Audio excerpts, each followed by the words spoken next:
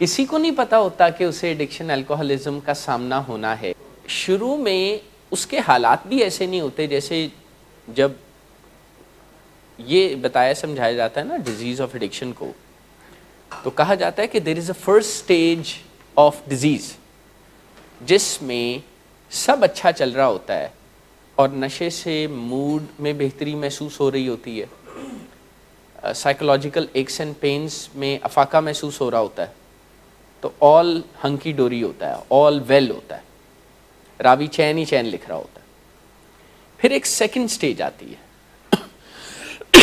جس میں مسائل آنا شروع ہو جاتے ہیں، لیکن جو پیشنٹ بیچارہ سفر کر رہا ہوتا ہے یا اس کے ارد گرد کے جو لوگ ہوتے ہیں وہ کوشش کرا کے پیشنٹ سائیکولوجیکل ڈیفنسز کی مدد سے کوپ کر پاتا ہے، اور ارد گرد کے لوگ انیبلنگ اور پرووکنگ اور سائیکولوجیکل ڈیفنسز ان کی مدد سے اصل موضوع پر پردہ رہتا ہے. جیسے اگر ہمارا کسی پیشنٹ سے پھڈا رہے تو پھڈے پر ہی بات ہوگی نا، وہ کہے گا آپ سختی بہت کرتے ہیں، ہم کہیں گے تمہاری حرکتیں ہی ایسی ہیں، اور اس طرح بات اصل موضوع پہ ہوگی نہیں، کیونکہ اصل موضوع اپروچ کرتے ہوئے ہمیں بہت پین ہوتی ہے نا. اگر اصل موضوع بہت پینفل ہے تو ہم کسی لیس پینفل چیز پہ خود کو راضی کر سکتے ہیں. یہ ایک ٹول ہوتا ہے، اسے کہتے ہیں موت دکھا کے بخار پہ راضی کرنا. دیکھیں اگر میں یا آپ کوئی ٹریفک وائلیشن کریں اور ہمیں یقین ہو جائے کہ ہمارا چالان ہونا ہی ہے، لیکن ہمیں لگے کہ ہمارے کہنے سے 2000 کا چالان نہیں ہوگا، 500 کا ہوگا، تو ہم 500 پہ سیٹل کر جائیں گے نا، کیونکہ وہ ہمارا دماغ ایسے کام کرتا ہے نا کہ اگر اسے لگے کہ کم نقصان ہے اور زیادہ ہو سکتا تھا تو وہ راضی ہو جاتا ہے. یہی تو بنیاد ہے یہ سیلز وغیرہ کی. یہ جو نقصان کی کمی ہے نا، یہ ہمارا دماغ اسے ایسے ریڈ کرتا ہے کہ ہم کچھ گین کر رہے ہیں، حالانکہ ہم کچھ گین نہیں کر رہے ہوتے، وہ بھی نقصان ہی ہوتا ہے. تو اسی طرح جب کم تکلیف دہ بات پر ہمیں سیٹل ہونے کا موقع ملتا ہے نا، چاہے وہ آپس کا کوئی جھگڑا ہی ہو، تو کم از کم ہماری توجہ نشے کی بیماری یا دماغی امراض کی تکلیف سے تو ہٹ جاتی ہے نا. کیونکہ ہم سب کے لیے یہ سوچنا کہ ہمیں کوئی دماغی مرض ہو گیا ہے یا ہو سکتا ہے، ہم اس کی لائکلی ہوڈ کو آسانی سے نہیں مانتے. حالانکہ جیسے ہمیں جسمانی بیماریاں ہوتی ہیں ویسے ہی ہم انسانوں کو ذہنی مسائل بھی ہوتے ہیں. ایسی تو کوئی امیونٹی نہیں ہے کہ فلاں لوگوں کو ذہنی مسائل ہوں گے فلاں کو نہیں ہوں گے.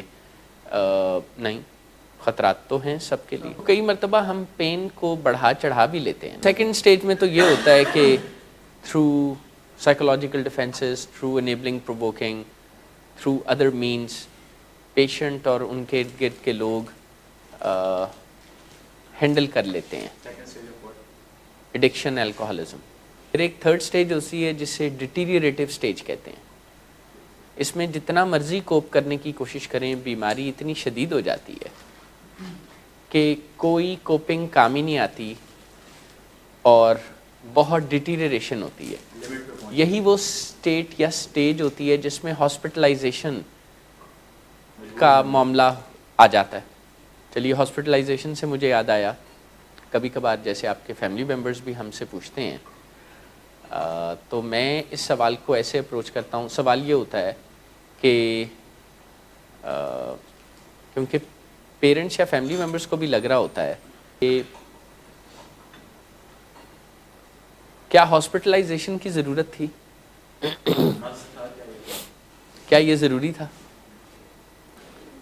اور ہم اصل پینفل موضوع سے توجہ ہٹانے کے لیے دھیان کہیں اور کر لیتے ہیں، رسپانسبلٹی باہر دیکھتے ہیں. ہمیں لگتا ہے کہ اگر ہمارے ارد گرد کے حالات یا لوگوں یا ملک یا معاملات کو بہتر کر دیا جائے تو ہم تو ٹھیک ہو جائیں گے، یا پہلے ہم کبھی بیمار ہی نہ ہوتے اگر سب ٹھیک ہوتا. اب میں سب ٹھیک کہاں سے لاؤں یار، کیونکہ دنیا میں سب ٹھیک نہیں ہوتا. Let's tech world as it is. دنیا میں سب ٹھیک نہیں ہوتا. ہاں جنت میں سب ٹھیک ہوگا، دنیا میں نہیں ہوگا، اسی لیے تو اسے جنت کہا جاتا ہے. لیکن دنیا میں تو چیلنجز ہوں گے نا، دنیا میں تو کبھی ہماری مرضی چلے گی، کبھی نہیں چلے گی. تو اگر ہمارا دھیان ان چیزوں کی طرف رہا کہ مرضی ہوگی تو کریں گے، یا حالات سازگار ہوں گے تو کریں گے، تو پھر تو شاید کبھی بھی نہ ہو سکے. کیا خیال؟ ہم بہت جلدی اصل موضوع سے اپنی توجہ ہٹا لیتے ہیں. اسے آپ ہماری انسانی مجبوری سمجھیں، کیونکہ اصل موضوع بہت پینفل ہوتا ہے نا. اسی لیے تو یہ ریچول ہے دنیا بھر میں کہ لوگ اپنی سپورٹ میٹنگز یا گروپس میں جاتے ہیں اور کہتے ہیں I am Mr. So and so and I am a recovering addict اور alcoholic. وہ کیوں جاتے ہیں یار؟ وہ یہی یاد، یہ ڈینائل مینجمنٹ کی بڑی ایک معصوم سی اور اچھی سی کوشش ہے. ہور کی کر دینے 12 سٹیپ والے کوئی دوائی تو نہیں نہ دیں. آپ ایک نیچرل پرنسپل یاد رکھیے گا، یہ ڈائٹ پر بھی اپلائی ہوتا ہے کہ جب بھی آپ کسی سبسٹنس کو آئسولیٹڈ سبسٹنس کے طور پر یوز کرتے ہیں نا، تو اس کا فائدہ کم ہو جاتا ہے اور نقصان بہت بڑھ جاتا ہے. میرے دیکھتے ہی دیکھتے ڈائٹ کی دنیا میں کیٹو ڈائٹ اور پروٹین ڈائٹ اور یہ بہت ہوئی نا. آپ کے خیال میں لوگوں میں کرونک النیسز ان تمام حرکتوں کی وجہ سے بڑی ہیں یا کم ہوئی ہیں؟ بڑی ہیں نا. لیکن آپ کسی سے کیٹو کی شان میں گستاخی کر کے دیکھ لیں، وہ آپ سے ایسے لڑے گا، آپ کو ایسے قائل کرے گا جیسے پتہ نہیں میں نے انہیں کچھ کہہ دیا ہے. میں نے پچھلے دنوں کیٹو ایسیڈوسس از اے میڈیکل ایمرجنسی. جب کیٹونز بڑھ جاتے ہیں اور ایکیومولیٹ کرتے ہیں سسٹم میں، تو اس سچویشن کو کیٹو ایسیڈوسس کہتے ہیں، اور یہ ایک میڈیکل ایمرجنسی ہے، لائف تھریٹننگ. تو یہ سمجھ لیں کہ نشہ کسی صورت میں بھی کسی کے لیے بھی فائدہ مند نہیں ہے. آپ کے لیے تو بہت نقصان دہ ہے. اپنے آپ سے بات کرنا سیکھیں، اپنے دماغ سے بات کرنا سیکھیں کہ وہ آپ کو نشے کی طرف دھیان، ایون نشے کی ٹانگیں چھوڑ دیں. اپنے آپ سے بات کریں، یہ شوق اس نے آپ کو سوائے کرائسس کے اور کچھ بھی نہیں دیا ہے. ابھی بھی اگر اندر سے آوازیں اٹھیں نا، تو اپنے آپ سے بات کرنا سیکھیں. A part of yourself that is the sick part وہ یاد کرے گا، وہ ایسی آوازیں بھی آپ کو سنائے گا، ایسے خواب بھی آپ کو دکھائے گا کہ جب آپ نشہ نہ بھی کرنا چاہیں گے تو آپ کا دھیان نشے کی طرف جائے گا. لیکن اگر آپ کسی ٹرائیڈ اینڈ ٹیسٹڈ اسٹرکچر اور اپنی سیلف مینجمنٹ کو سیکھتے سیکھتے ایگزیکیوٹ کرتے رہے تو آپ ان مصیبتوں سے بچے رہیں گے. پر اس کے لیے پہلے تو یہ اسٹیبلش کیجئے نا خیال کہ نشہ کوئی مصیبت ہے. نشے کی بیماری اس چیز کا نام نہیں ہے کہ پیشنٹ نشے کو زندگی میں جگہ دیتا ہے. نشے کی بیماری اس چیز کا نام ہے کہ نشے کی زندگی میں پیشنٹ اپنے آپ کو جگہ دیتا ہے. نشہ تو اس کے آپ سے بھی بڑا ہو جاتا ہے. اس کا ثبوت یہ ہے کہ اسے اپنی جان کی، اپنی چوٹوں کی، اپنی تکلیف کی بھی پرواہ نہیں رہتی. وہ نشے کے لیے کچھ بھی اپنے نقصان کا کام کر لیتا ہے. مثلاً اگر اس کے گھر والے کبھی نشے کے بارے میں کچھ زیادہ بات کریں نا، تو وہ اپنی آسائش اور آسانی اور اپنا گھر چھوڑ کے چلا جاتا ہے. آپ میں سے کسی کے ساتھ یہ ایکسپیرینس ہوا کہ نشے کی بیماری میں جھگڑا مگڑا ہوا ہو اور آپ گھر چھوڑ کے چلے گئے ہوں؟ ہاں، تو اس کا مطلب ہے کہ نشے کی بیماری میں ایسا نہیں ہوتا کہ کوئی انسان اپنی زندگی میں نشے کو جگہ دیتا ہے. یہ اس سے بہت بڑا مسئلہ ہے. اس میں نشے کی زندگی ہوتی ہے جس میں انسان ایک کونے میں بیٹھا ہوتا ہے. ٹھیک ٹھیک ہے، وہ ایسا نہیں سوچتا. نشے کی بیماری اور موڈ ڈس آرڈر اس کے اندر ہوا بھی بھر رہے ہوتے ہیں نا، تو اسے لگتا ہے کہ مسئلہ ہی کوئی نہیں. نشہ تو میری زندگی کے پہلے تو مسئلہ ہے ہی نہیں، اگر ہے بھی تو تھوڑا بہت ہے، جی سوری، ہلکا پھلکا. میں یہ بات اس لیے کہہ رہا ہوں کہ اسے پتہ نہیں ہوتا، کیونکہ یہ اسے لگتا ہے کہ مجھے انف پتہ ہے. اصل میں اگر وہ اسے ایشو سمجھے تو وہ خود سے بھی تو ڈاکٹرز کے پاس جا سکتا ہے نا. نشے کی بیماری میں نشہ کوئی بڑا مسئلہ دکھائی نہیں دے رہا ہوتا، اور آپ یہی چیزیں دوسری بیماریوں کے پیشنٹس میں بھی دیکھ سکتے ہیں. آپ کو پتہ ہے بہت سے ڈائبیٹک اپنا ڈائبٹیز کا علاج کیسے کر رہے ہوتے ہیں؟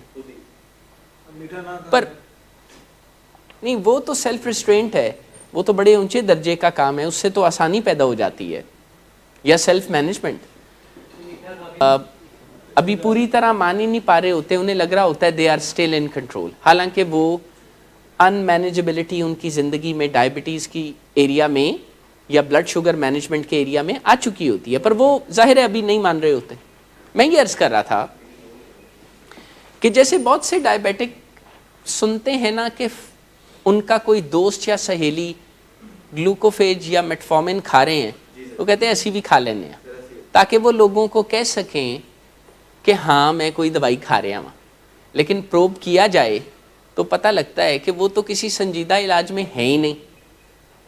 اچھا، سنجیدہ علاج ہم کس چیز کا کرتے ہیں؟ جسے ہم کوئی فارمیڈیبل ایشو سمجھتے ہیں، جس کو ہم ایسے ڈیل کرتے ہیں کہ بس تھوڑا بہت کیا تو ظاہر ہے ہم اسے کوئی سیریس یا فارمیڈیبل ایشو تو نہیں نا پھر سمجھ رہے. میں دوسری طرف آپ کو ایڈکٹ کا اور ایڈکشن کا دوسرا روپ بھی تو دیکھ لیتے ہیں نا. کیا وہ ڈرگ اور ایڈکشن کو آگے بڑھانے کے لیے زمانے بھر کی ذلت برداشت نہیں کر لیتا؟ اتنی جلدی تو نہیں، لیکن علاج میں لیٹر میں نے ایسے لوگوں کو دیکھا ہے کہ جب ان کی بیماری قابو سے باہر ہونے لگی تو انہوں نے خود اپنے ڈاکٹر یا سائیکالوجسٹ سے کہا کہ آپ مجھے انڈور کر لیں. یعنی ایسا نہیں ہے کہ کوئی ریکورنگ ایڈکٹ اپنے علاج میں خود حصہ نہیں لے سکتا، اور گڈ نیوز یہ ہے کہ جو علاج میں کچھ نہ کچھ حصہ لے گا، یعنی صحیح ٹیم کا ممبر بن جائے گا. ایڈکشن میں تو ایڈکٹ یہ کرتے ہیں نا کہ جب انہیں نشے سے دور کرنے یا روکنے کی کوششیں کی جاتی ہیں تو انہیں بہت برا لگتا ہے. اچھا، جو ریکورنگ ایڈکٹس اپنے علاج کے ساتھ چلنے لگتے ہیں نا، اور علاج کو دل کا روگ یا اس پہ ضد کرنے کی بجائے علاج کے قدم سے قدم ملا کے چلتے ہیں، بھلے شروع میں ان کے لیے مشکل ہی ہو، ان کی ریکوری بہت آسان ہو جاتی ہے. پھر ان کا دل ریزنٹمنٹ سے اور شکووں سے بھرا نہیں رہتا. لیکن کئی مرتبہ جو بیماری کی شدت ہوتی ہے نا، وہ مریض کے ہاتھ پاؤں بھی باندھ دیتی ہے، اسے بتاتی ہے کہ something needs to be done.